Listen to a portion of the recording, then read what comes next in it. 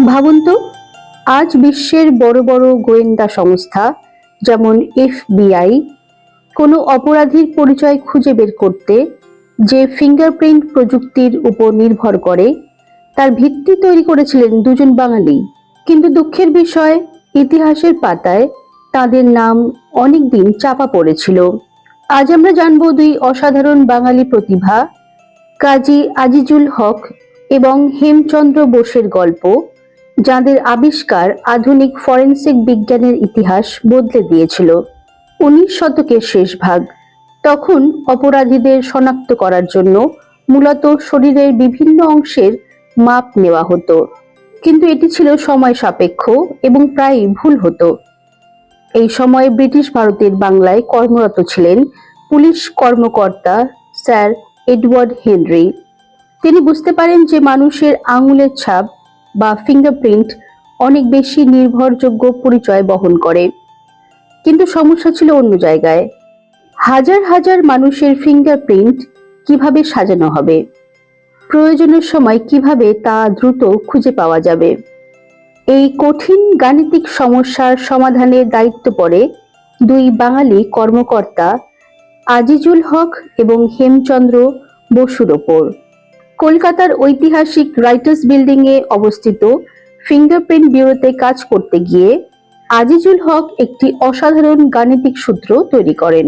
তিনি এমন একটি শ্রেণীবিন্যাস পদ্ধতি তৈরি করেন যার মাধ্যমে লক্ষ লক্ষ ফিঙ্গারপ্রিন্টকে দ্রুত আলাদা আলাদা বিভাগে সংরক্ষণ করা সম্ভব। গবেষণায় দেখা যায় এই পদ্ধতির মূল গাণিতিক ভিত্তি তাঁরই সৃষ্টি ছিল। অন্যদিকে হেমচন্দ্র বসু এই ব্যবস্থাকে আরো কার্যকর করে তোলেন।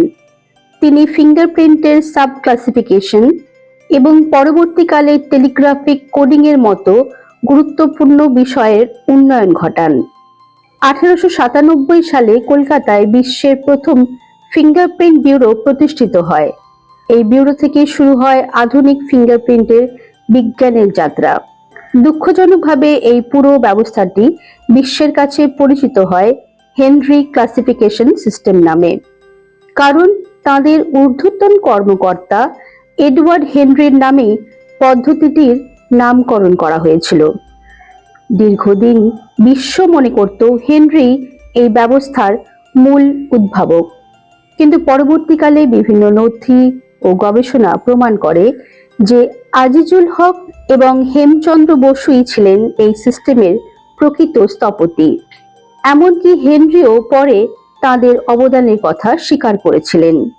আজকের এফবিআই, স্কটল্যান্ড ইয়ার্ড এবং বিশ্বের প্রায় সব বড় ফরেনসিক সংস্থা যে আধুনিক ফিঙ্গারপ্রিন্ট শনাক্তকরণ ব্যবস্থার উপর দাঁড়িয়ে আছে, তার ভিত্তি তৈরি হয়েছিল এই হেনরি ক্লাসিফিকেশন সিস্টেমের মাধ্যমে। পরবর্তীতে ডিজিটাল প্রযুক্তি এবং এএফআইএস সিস্টেম এলেও মূল ধারণাটি এসেছিল কলকাতার এই ব্যুরো থেকেই। অর্থাৎ পৃথিবীর অসংখ্য অপরাধ সমাধানের পেছনে রয়েছে দুই বাঙালির মেধা ও পরিশ্রম। ইতিহাসের অনেক নায়কের নাম আমরা জানি না, কিন্তু কাজী আজিজুল হক এবং হেমচন্দ্র বসু প্রমাণ করে গেছেন যে প্রতিভা কোনো জাতি বা দেশের গণ্ডিতে আটকে থাকতে পারে না।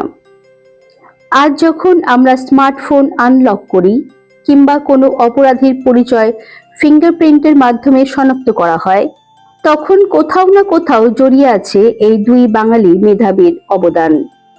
তাঁদের প্রতি রইল গভীর শ্রদ্ধা।